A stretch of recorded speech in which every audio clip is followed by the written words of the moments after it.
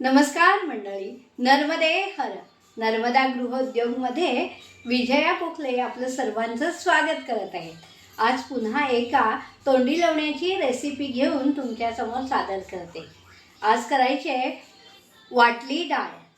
तर त्यासाठी ही डाळ होती, हे अर्धमंड डाळ, कच्ची डाळ घेतली ती मी भिजत घातली 2 तास आणि ती डबल होते भिजल्यावर, म्हणून हे पूर्ण भांडं भरलं.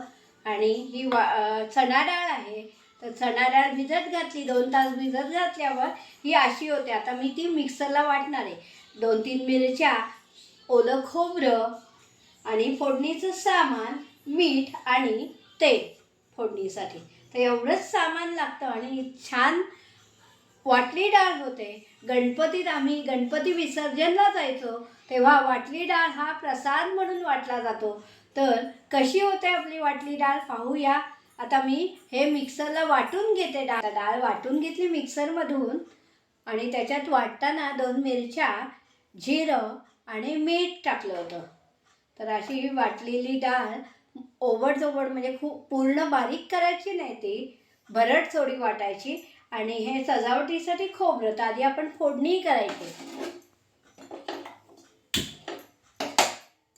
पण मिरची ह्याच्यातच टाकली, त्यामुळे फोडणीला काय मिरची टाकणार नाही. तेल जास्त लागतं चणा डाळ आहे त्यामुळे. तेल तापलंय की नाही बघायला आपण मोहरी आणि जिरं. आता तेल तापलंय म्हणून त्यात थोडा कढीपत्ता घातला. कढीपत्ता सुरेख लागतो चवीला, म्हणून फोडणी झालेली आहे. त्यात आपण हिंग, हळद घालूया आणि ही डाळ फोडणीला टाकायची.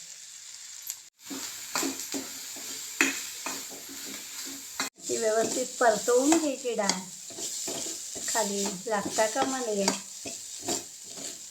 वाफ देऊया आपण.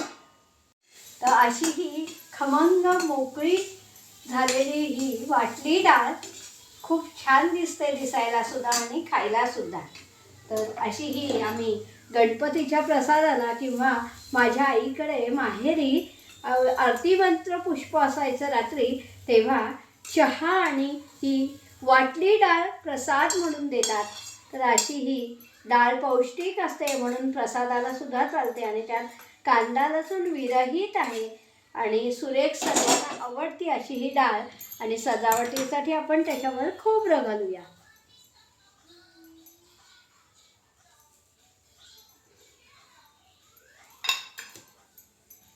अशी ही डाळ वाटली डाळ तयार आहे. कशी वाटते वाटली डाळ तुम्ही सुद्धा करा आणि मला नक्की सांगा कशी झाली आहे तुमची. आणि ही वाटली डाळ पुढल्या गणपतीत म्हणा किंवा नवरात्रात बोंडल्याला खिरापत म्हणून नक्की करा. नर्मदे हर. आपलं चॅनल सबस्क्राईब करायला विसरू नका. लाईक करा, शेअर करा आणि इतर मित्रमैत्रिणींना तुमच्या ही वाटली डाळ करून खायला घाला. नर्मदे हर. नमस्कार.